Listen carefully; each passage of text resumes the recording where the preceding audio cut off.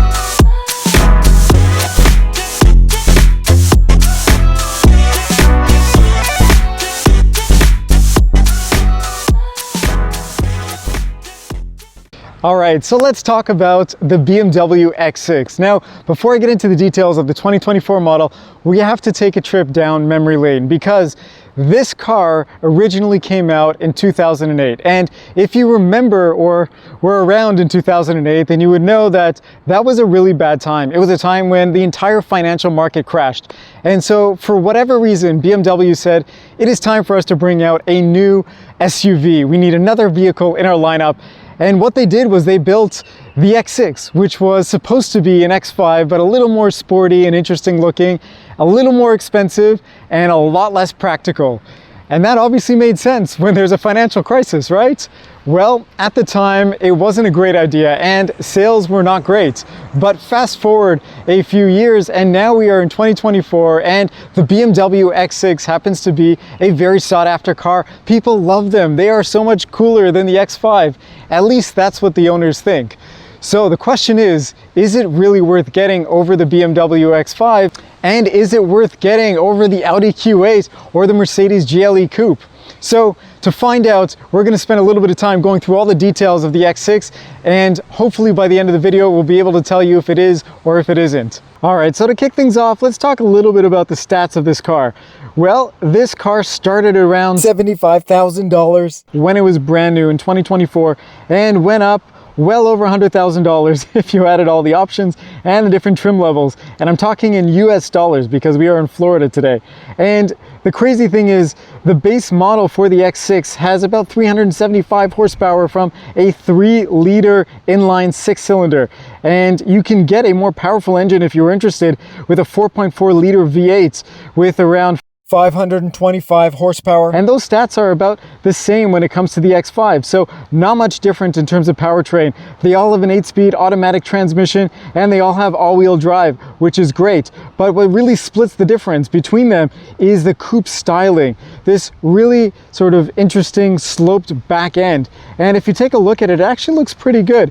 There are obviously different opinions about it. Some people hate it, some people love it. When it first came out in 2008, I personally thought it was one of the ugliest cars on the road, but in this case, they've done a really nice job over the years maturing it and making it look a bit more refined, is probably the nice way of putting it. If we take a look at the headlights, you'll notice that BMW has done a really nice job at not only creating these beautiful LED lights, but putting so much detail in the design of the turn signals. They almost look like little arrows pointing in the direction that they turn in. And the great thing is when they're on and flash, they sort of pulsate on and off, and it looks really, really cool. They don't just turn on and off. And the car does a little bit of a dance with the lights every time you get near it. And you don't even need a key fob to get in, which is cool. You can program your phone for that as well. And taking a look at the grille, probably one of the most controversial parts of BMWs nowadays. That kidney grille has grown tremendously, but with the X6, there are a few really interesting party pieces. Number one, you can get it blacked out like we have it here on this X6, but you also notice that if we go a little bit closer, you've got some active aero here. This is a mild hybrid system, and so we want to maximize efficiency with this vehicle, and you'll notice that right now those slats are closed for the grille. But as you're driving and the car needs a little bit more air going into the engine, those slats open up. And there's another party trick here, because if we take a look up here, there's actually a little LED strip. But at night, the whole grille sort of illuminates just around it, which looks very cool. And of course, we've got the camera, the front-facing camera over there, and all the sensors below. And even this section over here has some active aero. Right now, those sort of lower grille slats are closed, but again, once we start driving and we need it, they open up. And you've got some functional air vents over here, just going into a radiator to help cool the oil. And on the side, you have another set of functional vents, and those help bring air just around the vehicle like a little side curtain. Moving to the side of the X6, I happen to really love this sort of notched out little vent that comes up over here on the fender. It looks really cool. It's not functional, unfortunately, but it does add to the styling of the car. And I love the rims. I think they've done a great job here to get a nice sporty looking rim, but it is very complicated. And to tell you from experience, trying to clean this car down a little bit, it is very difficult to clean them. But you may notice that you also have a painted red caliper behind there. It's hard to see now, but you actually have an M badge over there because this has an M package associated with it, which is kind of cool. So it gives you a lot of the M cosmetic stuff that goes along with BMWs. It doesn't have all the performance of a normal M car, but it is really nice looking, especially with those painted calipers. Moving to the inside of the BMW X6, you open the door and you're greeted with an absolutely beautiful door card. BMW does an amazing job, in my opinion, with their designs. They're not as luxurious as a Mercedes and wow as a Mercedes, but I find that they're really functional and they look really great. There's a lot of good use of materials here, a lot of stitching, a lot of soft touch materials up at the top. You've got a very nice sort of brushed aluminum door pull, as well as all of your seat memory settings, which is great. Also, you'll notice that you've got the trunk opener button over there, which is kind of cool. An odd placement for that type of thing. Usually those buttons are somewhere on the dashboard, but over here it's within reach from when you're getting out of the car, which I think is a really smart way of doing it. And if you take a look a little lower down, you'll notice you've got this great grab handle. It's very thick and strong and sturdy, and I'll tell you why that's important in a minute, but it is really nice to have there. And you've got some ambient lighting that's set up at night that pops out over there. All of your switchgear for the mirrors and the windows look and feel very good. And you also have a button to fold the mirrors if you wanted to over there as well.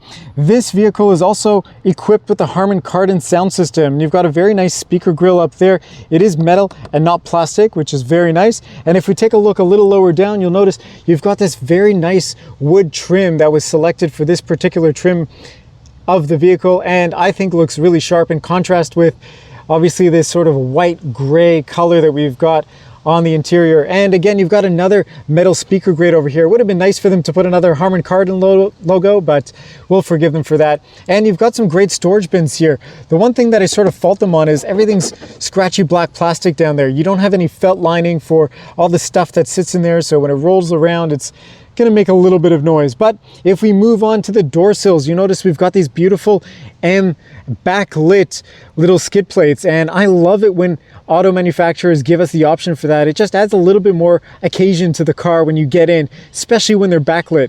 And you'll notice we also have the aluminum pedals, especially the aluminum dead pedal, which is rare on a lot of cars. I love that they have it here, and you've got the M logo etched in a little bit lower there at the bottom.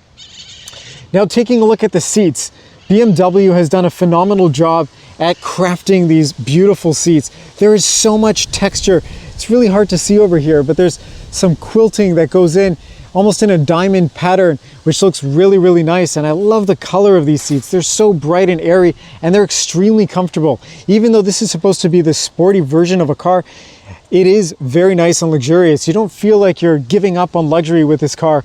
And the nice thing is you also have the thigh extender over here, which I love. It's so nice when cars have that. It just makes it a bit more comfortable when you're getting in and going on long journeys. And of course, you have all of the options for adjusting the seat just on the side here, which is very nice. And overall, it's a great option to also have the lumbar support and the ability to adjust the bolsters, which is very cool. So if you're slightly wider or narrower, you can choose to hug yourself in a little bit more with that button. Moving to the inside of the BMW X6 and sort of the cockpit view, we've got a very sporty looking steering wheel. This is a very typical BMW steering wheel. I kind of wish they would have modernized this a little bit. BMW has been using the same looking steering wheel for a very long time, and this just seems a little bit old. When you look at Audi and Mercedes, they've got very thin spokes and they look a lot more modern. This sort of plasticky piece over here just seems a little cheap, but it is nice that we've got the BMW M logo. You also have some stitching alongside here. It would be nice to have contrast stitching to match the beautiful interior color that's been selected over here. But other than that, it is really nice to have physical buttons in a day of lots of It is really nice to have physical buttons here in an age where we have a lot of touch sensitive stuff. And you'll notice we also have paddle shifters over here. They are plastic, but they are relatively large for pedals on a vehicle like this, which is an SUV and not a sports car. So it's nice to have those over there. They are mounted on the steering wheel and not on the column. So that's something to remember. And I have to say the steering wheel itself is very plush. It's a very soft, supple leather and very thick. If you're not someone that likes a thick steering wheel, this is not for you. The diameter is quite large, but it is very nice and comfortable to hold. And I've been driving this for quite a while now over the last few days, and I have to say it is a very nice feeling steering wheel once you're driving it. The scroll wheels also feel really nice. They're not loose, they feel really solid, and they've got a nice click to them when you scroll, which is very nice, unlike some of the other luxury vehicles that I've tested not too long ago. But moving on a little bit over to the side, you'll notice we've got some very nicely integrated air vents. They feel kind of nice. They're a little flimsy feeling, but they are very nice looking. And I love the fact that we have this tiny sort of dial over here that allows us to either switch them on or off and control the air wherever we want it pointed. And you've got a few other little buttons over here. Overall, very nice and clean, but the biggest, sort of most important feature of the interior of this vehicle, I would have to say, is this giant screen. It's actually a curved display. It's slightly curved and it looks really, really nice. The black levels and the resolution of the screen are absolutely beautiful, and they've done a very nice job integrating it. It's not just sort of tacked on. It does look like it sort of fits within the ambiance of the interior of this vehicle. It looks great. I'm not a huge fan of giant screens, but in this case, BMW's done a pretty good job. And if we take a look at the screen, I'm going to zoom in just a little bit. Again, you'll see the really nice resolution of it. You've got a lot of information and it's very configurable, which is really cool. And you can choose sort of what you want in each section of the screen. You even have the ability to put the navigation system in there, which is very cool. So overall, BMW has done a great job with the screen. It's nice that you have the ability to start configuring and doing what you want in there. Some screens don't give you all that customizability, which is really unfortunate. And I'm very happy that they've done it here. And if we click on the different modes, you'll notice that you've got some different displays that come up, which is really cool. They've done a nice job on the graphics there. And it even changes the gauge cluster too. And the exhaust opens up. So you've got a lot of really great stuff happening here when you change all the different modes. This screen also has augmented reality integrated in it. So when you're driving and you've got a destination set, it'll actually show you where the turns are with the video feed as you're driving along. I'm also very pleased to report that we've got a heads-up display with this car. I love heads-up displays. I feel like it's so valuable to have that information. And the great thing is this car's heads-up display makes tremendous use of itself. So not only do you get information about turn-by-turn directions, but it gives you so much more information about each direction and what's upcoming, as well as also showing you the direction in the map and how far you have to be going and speed limits and all of that kind of stuff. So a tremendous use for the heads-up display. And if I zoom back out and take a look at some of the other features over here, I have to say that BMW has done some really cool stuff with this display. You'll notice that you don't actually have many physical buttons. And the reason why BMW has done that is they've integrated so much of that into the infotainment system. And that sounds like a recipe for disaster, but there are some really cool things that you can do here. Number one, you've got gesture control. So you can actually use your hands to do different motions, and you can set those motions to do whatever you want. And so you can set things up to play different stations and music. If you want to turn the volume up, all you do is turn your fingers one way and back the other way. And you can have the map set up as well.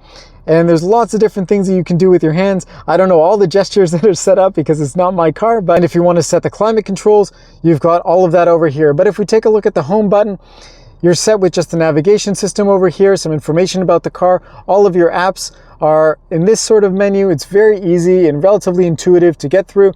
And again, you've got these shortcuts for the menu and the climate control. So overall, relatively easy and straightforward to use. Of course, you've got a heated steering wheel and heated and ventilated seats.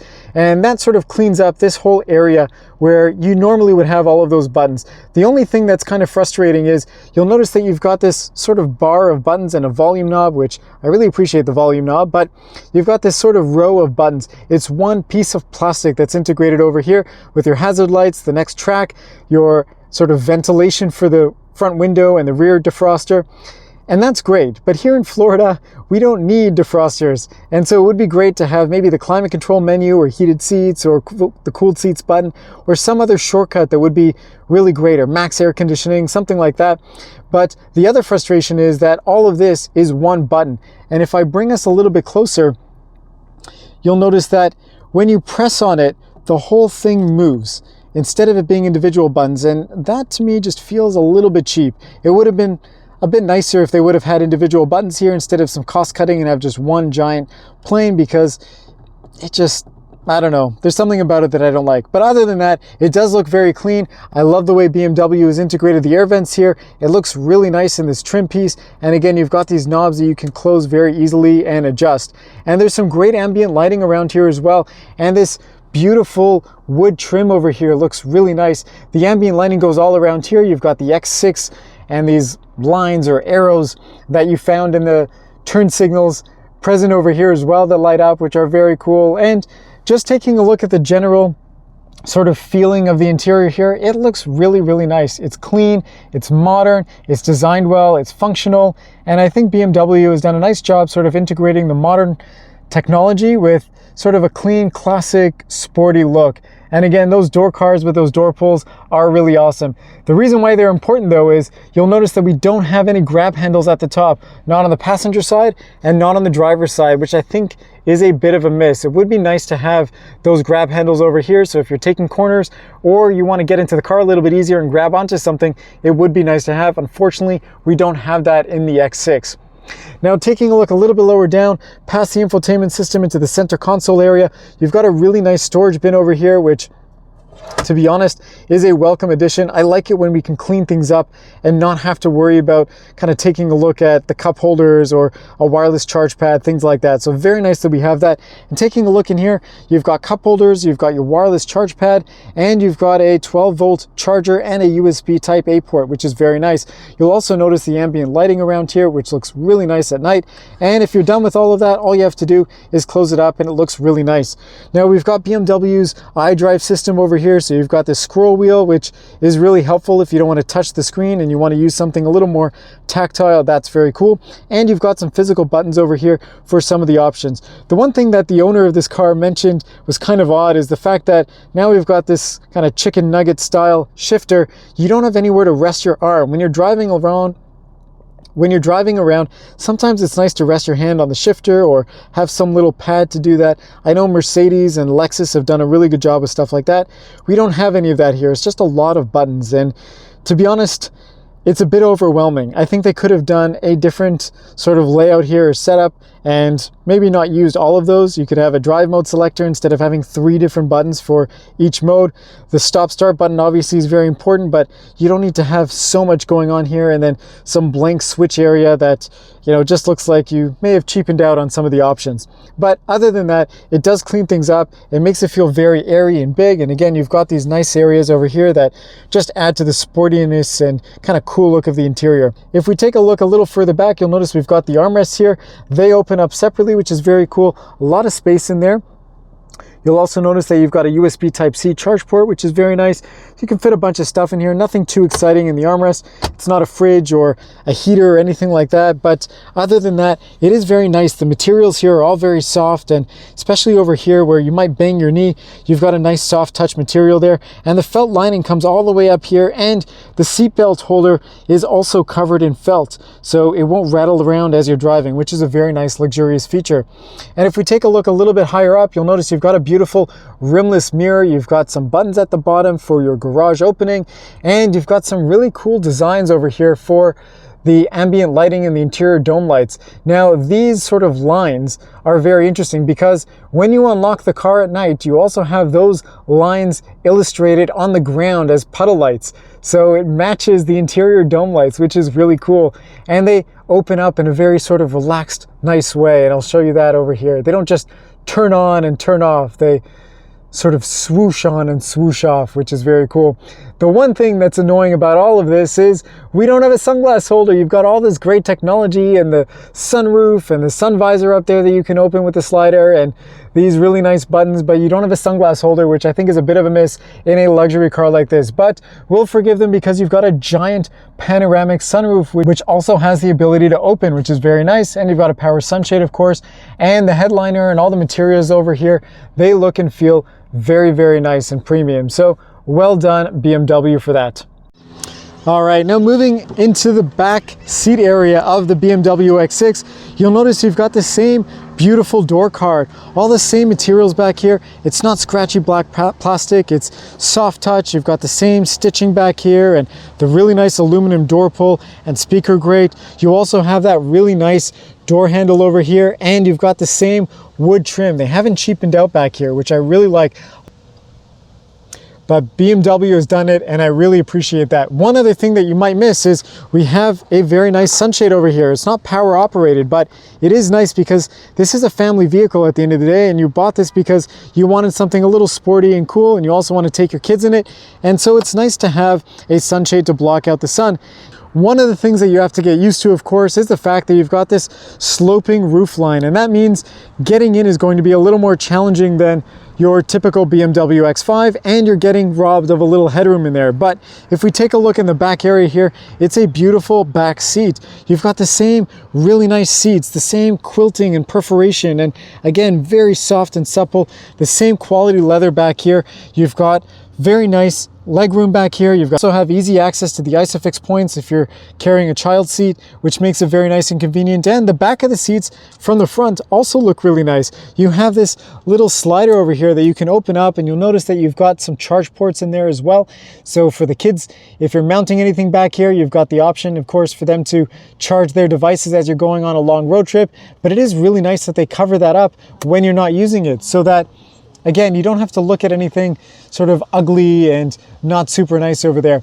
And the back of the seats are sort of a rubberized material, so it's not just scratchy black plastic, and you've got sort of an airline style little storage area back here. And if we take a step out just a little bit, you'll notice that you still have a lot of room back here. You're not robbed of too much space because this is a coupe style design. I feel like you've got a lot of legroom and headroom, and you'd definitely be able to fit a family in full comfort, and you don't have a large hump in the middle for the all-wheel drive system, which is great. So you can actually fit a normal adult in the middle. Now, if we take a look a little bit closer down here, you'll notice that you've got the heated seats, you've got your own climate controls back here for the kids, and vents, which is really nice. So everyone's going to be riding in comfort. And you've got a little storage area down there as well, which is kind of neat, and a cigarette style plug over there as well, which is nice to have. I will mention one other thing back here, which is always an important topic, and that is the fold down armrest. Now, when you fold it down, BMW does a really cool job of integrating the armrest with the cup holders. And let me show you that, because I think they've done a great job at this. So you flip this piece out just like that, and now you've got the two cup holders presented to you. And the great thing is it doesn't take up your armrest space. A lot of cars, they have the armrest kind of set up with the cup holders, and it doesn't give you a lot of room to put the cups, and it doesn't give you a lot of room to rest your arms. So in this case, they've done a really nice job with that, and when you're done with it, all you do is fold it up, put it away, and you've got another little storage area over here. And you also have a fold down section. You can pull that tab and the middle section folds down, which is very, very nice. So that if you've got longer items in the car, you don't have to go and fold down all the seats. You also have the ability to lower that section and again, have a little bit more practicality in here. All right, now moving to the tailgate area of the BMW X6. Of course, you've got a hatch that's power operated, and look what we have over here. You've got a for sale sign from Eyal Melamed, who's the CEO and owner of Nadan in Miami. And if you're not familiar with Eyal, he's an amazing real estate agent here in the greater Miami area. And for those of you that are looking for a house to move here from the frozen Toronto, or if you're just interested in investment opportunities here in the Miami area, I absolutely recommend reach out to Eyal Melamed. Not only have I known him for a very long time, and he's an amazing person, but he also happens to be a phenomenal real estate agent. So keep him in mind as you're thinking about your real estate investments here in Miami. And thank you so much, Eyal, for loaning us this vehicle today. Really appreciate it. We wouldn't have been able to make this video if not for that. So I'm going to take that out and we're going to continue in just a moment. All right, and just like that, we've got an empty trunk. And if you take a look at the cargo area here, you've got a lot of space. It's very deep and it's very wide, and you've got a nice sort of opening area. The load lift area is a bit high, so if you're carrying large luggage, or if you're just having a lot of stuff in your hands and your kids are balancing with you, it might be difficult to load stuff in here. That's just something to bear in mind. There's a bit of a lip here as well, but otherwise it is a nice spacious cargo area. The one downside of this cargo area really is the fact that this is a coupe design and you're robbing a little bit of the sort of vertical space in the trunk. But other than that, it's not too bad. And if we take a look down here, you'll notice that we also have some additional storage space, and it's really nice that this is damped. You have the ability of lifting it up with ease and it stays up. So if you wanted to put stuff down here, you've got a lot of extra space because, well, of course, we don't have a spare tire back here. Now, I did want to mention there's a couple other sort of small storage areas around here. You've got something that you can pull out here if you've got some groceries, a nice little tab that'll hold things in place, which is very nice. And you've got the X logo over there as well, and a 12-volt socket on that side, which is very nice, and some tie downs, but nothing too exciting in the cargo area. I do really like the fact that we've got sort of this cover over here. It looks really nice in X6. It looks really nice back here. And overall, it's a very nice cargo area. But if we take a look up here, you'll notice that we also have these two buttons. So you can close the trunk, but you can also close and lock it from this button over here, which is very nice. I'm just gonna close it and then we'll go for our drive.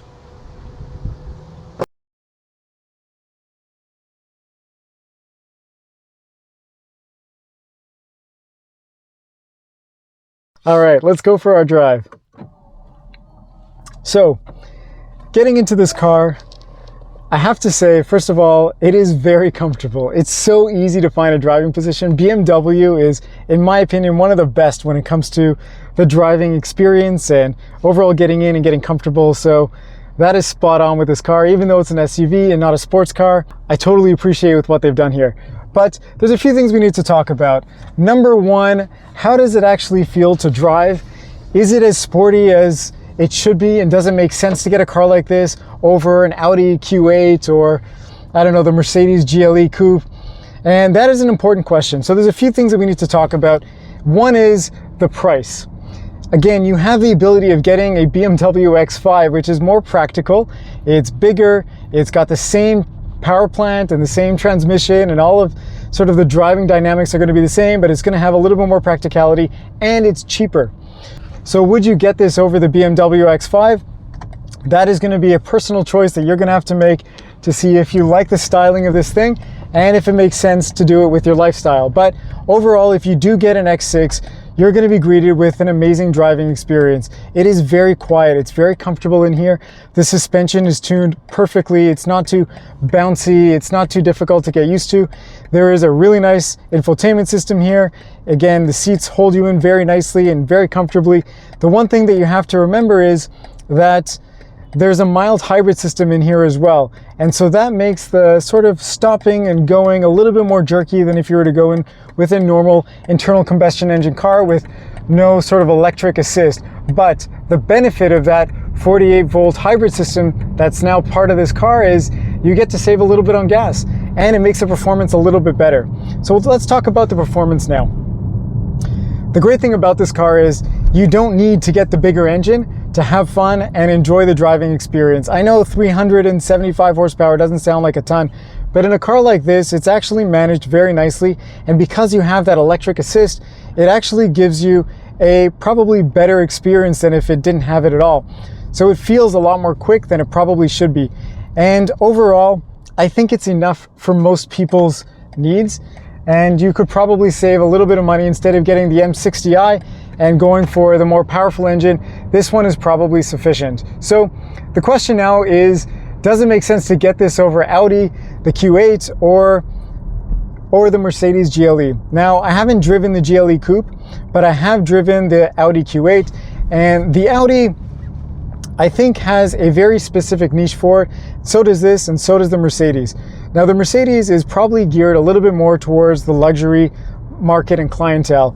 It's got this wow factor that you just don't get in other cars when it comes to the interior look and feel, and that is special. And if you really care about the luxury experience, there is probably nothing else that you're going to be able to get for the price that will give you the same sort of experience on the inside. But the exterior, in my opinion, is very bland. There's nothing too exciting and interesting about it, and that is unfortunate and probably a bit of a miss on their end. The Audi, I think, is a bit more mature in terms of its looks. When you kind of take a look at the exterior, it's nothing to write home about, but it looks sophisticated and it's nice. And if you're the type of person that wants to blend in a little bit more, still have a very nice coupe design, but not be shouting, "Look at me, I'm a sporty car," I think the Q8 is probably the best option. It also has a very refined driving experience. You've got a little more practicality with the sort of infotainment system. It's a bit easier to use for most people, but you are lacking in a lot of storage. The Audi interiors, for whatever reason, don't have all these nifty storage bins everywhere. Here you've got a great glove box. You've got a little storage bin over here. You've got a lot of storage in the armrest. There's a lot of room and things that you can put stuff in, which you just don't get on the Audi Q8, which is unfortunate. So if you want something that's a little more mature, but less practical in terms of storage, I think the Audi Q8 is probably the best option. The BMW, in my opinion, sort of splits the difference and adds a little bit more of that sporty dynamics. You've got a car here that looks visually a bit more appealing and more exciting than the Q8 or the GLE Coupe, and the interior is sort of a blend or balance between what you get in the Mercedes and the Audi. It just sort of adds the functionality and the practicality, but it also gives you that sort of modern look and upscale feel without being over the top. And for that, it is really nice and exciting. And again, the drive is great. There's a lot of power. You can have a more powerful engine if you like, and you've got a really nice, comfortable interior and ride. So overall, I do really like the BMW X6. It's not everybody's taste when it comes to the look and style of the car, but to be honest with you, every car nowadays is hit or miss.